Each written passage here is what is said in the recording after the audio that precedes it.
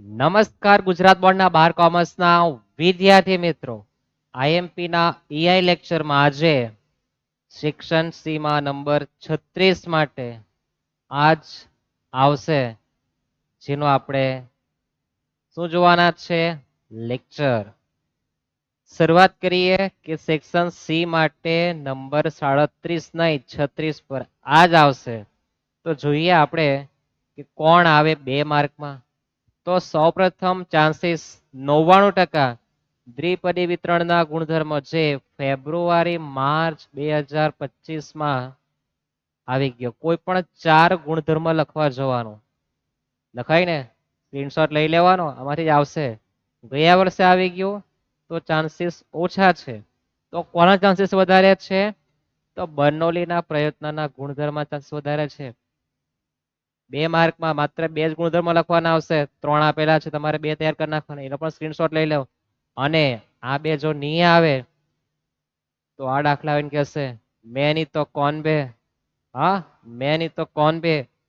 આવા દાખલો તમને કહેશે આવીને. શું કહેશે? મને ગણો. એક દ્વિપદી વિતરણ માટે મધ્યક અને વિચરણ તમને અનુક્રમે આટલા આટલા આપેલા છે. તો આ વિતરણ માટે કરેલા બર્નોલીના પ્રયત્નોની સંખ્યા અને પી ઓફ એક્સ સંભાવના વિધેય પણ મેળવવાનું છે. તો યાદ રાખજો, દ્વિપદી વિતરણ વંચાય એટલે જેમાં મધ્યક એટલે એનપી અને વિચરણ એટલે એનપીક્યુ તમને સમજ પડવી જોઈએ.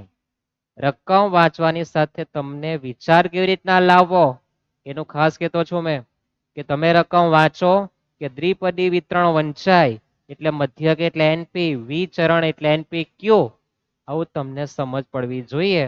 તો તમે કઈ શીખા છો કહેવાય. બાકી તમે ગણતા તો એક્સપર્ટ છો જ, પણ વાંચતા નથી આવડતા, તમે ડફર થઈ જાઓ, પછી માર્ક નહીં આવે. શબ્દ વંચાય એટલે એનો અર્થ પણ તમને ખ્યાલ આવવો જોઈએ. પાકું યાદ રહેશે ને? રિપીટ કરું ફરીથી. દ્વિપદી વિતરણ વંચાય એટલે મધ્યક એટલે એનપી, વિચરણ એટલે એનપીક્યુ થાય. આવો વિચાર આવવો જોઈએ. અનુક્રમે એટલે પહેલો જવાબ મધ્યકનો, બીજો વિચરણનો, એ પણ તમને ખ્યાલ આવવો જોઈએ. ક્યારે? મારી સમજૂતી પૂર્ણ થાય પછી તમને ખબર પડવી જોઈએ. નેક્સ્ટ દાખલામાં યાદ રહેશે.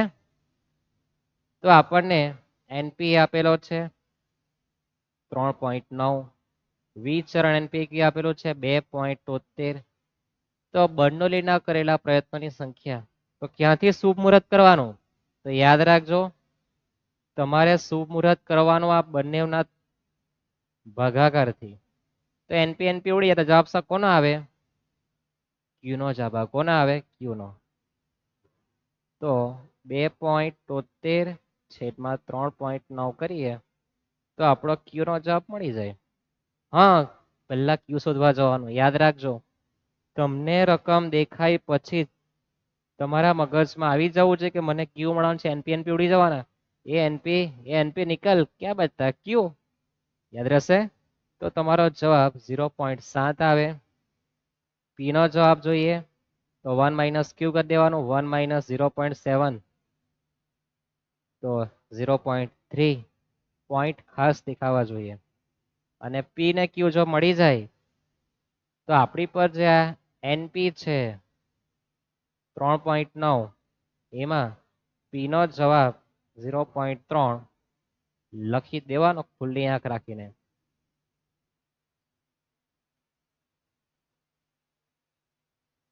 તો 3.9 ગુણાકારના 0.3 ભાગાકારમાં આવે તો 13 આવે. બર્નોલીના પ્રયત્નોની સંખ્યાને જ આપણે ટૂન ટૂન ટૂન એન કહેવાશે. યાદ રહેશે. અને પછી આપણને કીધું છે કે પી ઓફ એક્સ એટલે કે સંભાવના વિધેયનું સૂત્ર NCX ગુણ્યા પી ની ઘાતમાં એક્સ ગુણ્યા ક્યુ ની ઘાતમાં એન માઇનસ એક્સ. 2 માર્કની જગ્યાએ 3 માર્કમાં પણ આવી શકે. તો વેલ એન્ડ ગુડ સાહેબ કેવું પડે, પણ પી ઓફ એક્સ નહીં આવે તો 2 જ માર્કમાં આવશે. યાદ રહેશે. એન ની કિંમત 13, સી એક્સ ની કિંમત નથી આપી, એક્સ લખવાનો. પી નો જવાબ 0.3, એક્સ નથી ખબર, ક્યુ નો જવાબ 0.7, એન 13 માઇનસ ના માઇનસ એક્સ. હા, 3 માર્કમાં પણ આવી શકે. આવ્યા પછી મારે તમને કેવું નહીં પડે. आज 9મી માર્ચ है और यही आया. હવે તમને મારે કેવા જવું નહીં પડે. યાદ રહેશે? આ નહીં આવે તેના કોણ આવે? તેના બધા ભાઈ છે સ્વાધ્યાયમાં આપેલા, એમાંથી કોઈક આવી શકે. તો આપણે જોઈએ પહેલો દાખલો, સમમિત દ્વિપદી વિતરણ. તમને સમમિત દ્વિપદી વિતરણ વંચાય એટલે આ જ વિચાર આવશે. શું આવવો જોઈએ કે પી બરાબર ક્યુ, બંને સરખા થાય એટલે બંનેનો જવાબ 1/2 આવે. વાંચવાની સાથે આ વિચાર આવવો જોઈએ. વિચાર ક્યારે આવે? તમે માહિતી જાણી હોય ત્યારે. યાદ રહેશે ને? તમે માહિતી જાણો તો તમને વિચાર કરતા આવડે કે સમમિત દ્વિપદી વિતરણ વંચાય એટલે મારા મગજમાં આ જ આવવું જોઈએ કે પી અને ક્યુ બંનેનો જવાબ કેવો? 1/2 સરખો જ આવે બંનેનો જવાબ. આવું યાદ રહેવું જોઈએ. ત્યાર પછી એન આપેલો છે પી ઓફ એક્સ, પી કાઉન્સ એક્સ ની કિંમત 4 આપી, ગણતરી કરો. હમણાં આપણે જે લખી ગયા તે સૂત્ર લખવાનું, એન સી એક્સ ગુણ્યા પી ની ઘાતમાં એક્સ ગુણ્યા ક્યુ ની ઘાતમાં n માઇનસ એક્સ કરવા જવાનું. n 4, એક્સ ની કિંમત પણ કેટલી લેવાની આવશે? 4. દરેકને દેખાડું છે ને? હા, એક્સ ની કિંમત લેવાની કેટલી આવશે? 4. તો 4 થી 4, પી નો જવાબ 1/2, એની 4 ઘાત, ક્યુ નો જવાબ પણ 1/2, એન ની કિંમત હો 4, એક્સ ની કિંમત હો 4. બાજુમાં બરાબર કરીને 0 લખી જ દેવાનું, પિક્ચર પટી જવાનું છે ત્યાં. 4 થી 4 એટલે 1, 1 ની 4 ઘાત કરો 1 જ થાય, 2 ની 4 ઘાત કરો 16 થવાનું, અને માથા ઉપર 0, 0 એટલે જવાબ કેટલો આવે? 1. તો 1/16. મોસ્ટ ટાઈમ પે દાખલા પણ બરાબર છે, યાદ રહેશે. જઈએ આપણે નેક્સ્ટ દાખલા તરફ. દ્વિપદી વિતરણ પ્રમાણિત વિચલન એટલે ટોપીમાં એનપીક્યુ કહેવાય, આવું તમને યાદ રહેવું જોઈએ. દ્વિપદી વિતરણ વંચાય ટોપીમાં, તમે જો ગુણધર્મ સ્ક્રીનશોટ જોયો હોય ને તો છે જ આ. અને નિષ્ફળતાની સંભાવના, નિષ્ફળતાની સંભાવના એટલે ક્યુ કહેવાય. તો વિતરણનો મધ્યક, મધ્યક એટલે એનપી. આ એટલે કોણ? દ્વિપદી વિતરણ. તો તમને દ્વિપદી વિતરણ વંચાય તો પ્રમાણિત વિચલન એટલે વર્ગમૂળમાં એનપી ક્યુ, નિષ્ફળતાની સંભાવના એટલે ક્યુ કહેવાય. તો પી એટલે સફળતાની સંભાવના, મધ્યક એટલે એનપી શોધવાનું છે. તો આપણને નિષ્ફળતાની સંભાવના ને આપણે માર્કેટમાં લાવીએ અને ગણતરી કરીએ તે પહેલા લખીએ પ્રમાણિત વિચલન એનપી ક્યુ આપેલું છે બરાબર 0.8. તો આપણે મધ્યક એટલે એનપી કહેવાય. તો આપણે એનપી ને છેડીએ જ ને એનપી જ લખીએ. ક્યુ ને આપણે છૂટું કરી દઈએ, ભાઈ ક્યુ સાઈડ પર રહે. તો આ 2/3 છે, ક્યુ ની જગ્યાએ લખાઈ દઈએ ને પછી આપણે એનપી અલગ શોધવાનો છે. અને આપણી આ ટોપી બરાબર 0.8 થાય એમ. તો આ ટોપી છે, બાજુ પલટ કરી દઈએ તો એનપી ગુણ્યા 2/3 બરાબર 0.8 નો વર્ગ. તો એનપી બરાબર 0.8 નો વર્ગ 0.64 થાય ને? નહીં સાહેબ, ખબર નથી પડતી. 0.8 ગુણ્યા ઇઝ ઇક્વલ કરી દો 0.64. બાજુ પલટ કરે તો 3 ઉપર ને 2 નીચે, તો ગુણ્યા 3/2 કરીએ તો આપણો એનપી નો જવાબ 0.96 આવે. યાદ રહેશે. અથવા તો કોઈની ઈચ્છા એવી હોય કે ભાઈ મારે તો આ રીતના નથી ગણવું, મારે તો કંઈ અલગ વિચાર કરવો છે, ભાઈ તું કરી શકે, કોઈ વાંધો નથી. કેવી રીતના ગણી શકે? તો બહુ લાંબુ થવાનું છે, પણ જોઈ લઈએ થોડું કે ભાઈ આ એનપી છે, 2/3 નો એ વર્ગમૂળ કાઢી નાખે, એનપી નું અલગ કરી દે અને આ 2/3 નો પણ અલગ કરી દે, બરાબર 0.8 લખે. આ હોશિયારી કહેવાય, પણ આપણે થોડું જોઈ લઈએ. 2/3 એટલે 2/3, પછી બરાબર નો બટન, પછી ટોપી કાઢવાની એટલે આંકડા બહુ મોટા મોટા આવે. 0.8164 બરાબર 0.8. બાજુ પલટ કરે એટલે પાછો ભાગાકારમાં જાય, અને પછી ધીમે રહીને પાછો વર્ગમૂળમાં બી આવી જાય. વર્ગમૂળ છે એટલે બાજુ પલટાવે એટલે વર્ગ થવાનું છે.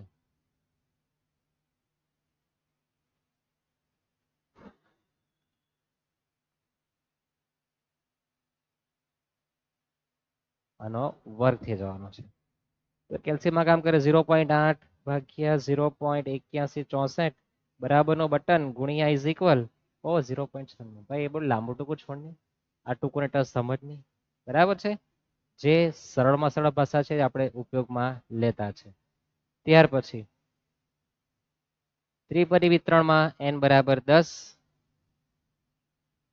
q માઇનસ p બરાબર 0.6, મધ્યક મધ્યક એટલે કોણ np.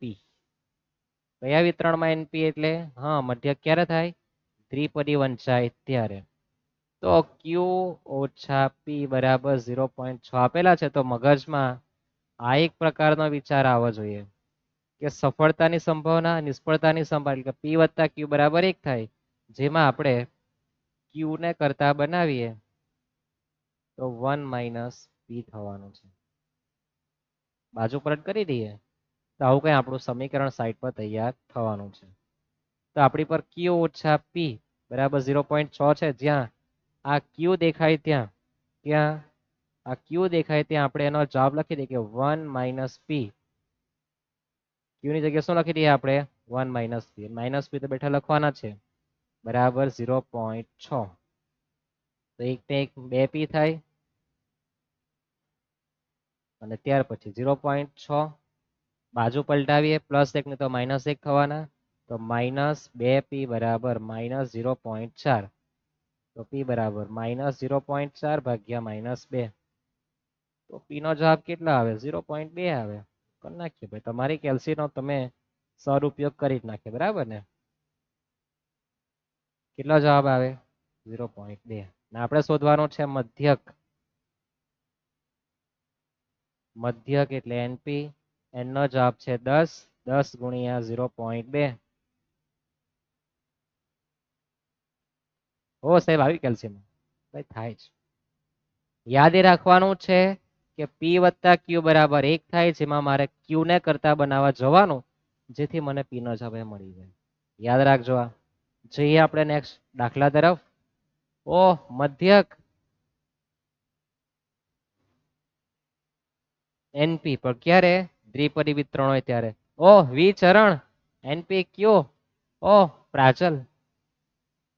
ગુણધર્મ જો તમે જોયા તો પ્રાચલ એટલે n અને p આપણે ગોતવાના છે. આવું તમને ઝબકવી જોઈએ. તો આપણને ખબર કે np q ભાગ્યા np કરી દે અમે તો મને કોલકાતા વાળો q મળે. હા આવું પણ આવી શકે. ચલો તો npq નો જવાબ 2 2 ભાગ્યા 4 બરાબર q. તો 2 નું 4 થાય.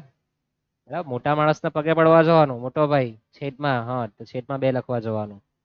q નો જવાબ આવી ગયો. તો p માટે શું કરવાનું 1 માઇનસ q. 1 માઇનસ 1/2. તો p નો આન્સર બી કેટલા આવે 1/2 જ આવવાનો છે. થશે આટલું. p પણ આવી ગયો, q પણ આવી ગયો છે. તો બાકી શું બચ્યું n. ક્યાંથી મળે?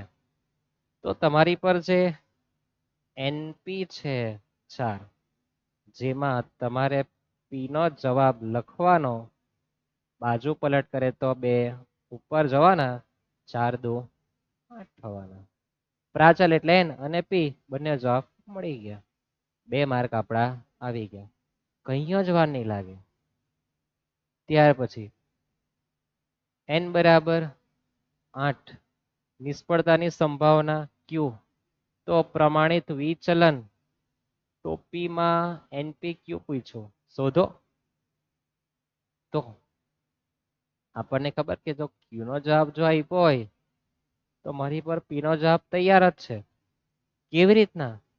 તો 3 ઓછા 2 એટલે ઉપર 1 લખવાનું, છેદમાં તો 1 જ ચાલે, 3 3 જ ચાલે. તમે જોઈ શકો p માં છેદમાં 2 તો q માં છેદમાં 2 જ હોય. હવે તો થોડુંક પોઈન્ટમાં છે. અહીંયા ઘણું હોય તો q કેટલો છે 2. અહીંયા જોઈ લો છે ને છેદમાં હરખું હરખું જ આવે. જાઓ જાઓ ભાઈ ફટાફટ. આવી ગયા આપણે અહીંયા ટોપીમાં. n નો જવાબ 8, p નો જવાબ 1/3, q નો જવાબ 2/3. તો 8/માં કઈ મળતી લખી દઈએ આપણે. 8 દુ 16 છેદમાં 3 ટાલી 9.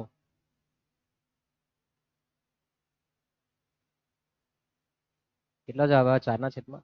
हाँ 16 નું વર્ગમૂળ, हाँ 9 નું વર્ગમૂળ. इसमें क्या, मेरा तो कुछ नहीं जाता એમ કે ને, 1 મિનિટ નહીં થાય ગણતા. અને જો આવી શકે તો આ છેલ્લો દાખલો, પછી બસ, પછી સીની કિંમતનો દાખલો પણ આવી શકે. બરાબર છે. 1% ચાન્સ આનો બી છે. 99% નંબર 1 પહેલો દાખલો આપણે જે ગણ્યો તે અથવા આ 99% ને 1% માલોકનો ચાન્સીસ, પછી બાકી બધાનો.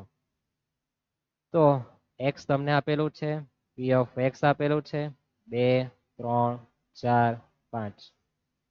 0.2, 0.3, 4c અને કઈ નહીં આપે તો 1c કહેવાય. અને સંભાવનાનો જવાબ એટલે કે સિગ્મા p ઓફ x બરાબર 1 થાય. આ દરેકને ખ્યાલ છે. સંભાવનાનો જવાબ 1 જ થાય. તો ક્યાંથી મુહૂર્ત કરવાનો? તો તમારે આ રીતના મુહૂર્ત, સિગ્મા p ઓફ x બરાબર 1, તો p of 2, p of 3, p of 4, p of 5, આ બધાની સંભાવનાનો જવાબ 1 થાય. 2 મૂકીએ ત્યારે આપણો જવાબ કેટલા વાળો સંભાવનાનો? 0.2. 0.2, 0.3, 4c વત્તા 1c બરાબર 1. કુવારા અલગ, પણ અલગ સરવાળો કરવા જવાનું. 0.2 ને 0.3 એટલે 0.5 અને પેલા 5c બરાબર 1. પણનેલા અલગ, કુવારા 0.5 ને આપણે પેલી બાજુ મોકલી આપવાનું. તો 1 minus 0.5. તો 5c is equal to 0.5. 0.5 divide by 5. તો c નો આન્સર 0.1 આવે. કોઈક વાર અંગ્રેજની આત્મા બી ઘૂસી જાય એટલે આવું બોલાઈ જાય. તો 5c is equal to 0.5 multiply તો ડિવાઈડમાં જવાનું છે. c equal to 0.5 divided by 5, તો c is equal to 0.1 point છે.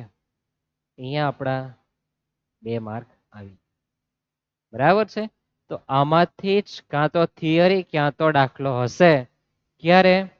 9મી માર્ચે પ્રશ્ન નંબર 36 પર. અને તમે પ્રશ્નપત્ર આપીને બહાર આવશો અથવા 3:15 વાગે તમે લખવાનું સ્ટાર્ટ કરશો તે પહેલા અવશ્ય બોલશો પેપર જોઈને, કૃણાલ સરની વાણી એટલે ભવિષ્યવાણી આજ આવી, એટલે કે આજે આપણે 9મી માર્ચ છે ત્યારે. અને પછી જો તમને આ લેક્ચર જોવા મળે તમે સમજો કે તમે હા બહુ યોગ્ય જગ્યા નથી. ઓકે, યાદ રહેશે. મળીએ આપણે નેક્સ્ટ લેક્ચરમાં. સેક્શન સી આપણે પૂર્ણ કરવાના છે. ડી અને ઈ એફ ની આઈએમપી પણ મળશે. મળીએ. તમારા મિત્રને પણ શેર કરી દેજો. બીજાના ભલામાં આપણું ભલું જ છે. અને નવા હો તો સબસ્ક્રાઇબ કરીને જજો. તમને દરેક લેક્ચર સમયસર જોઈતા હોય તો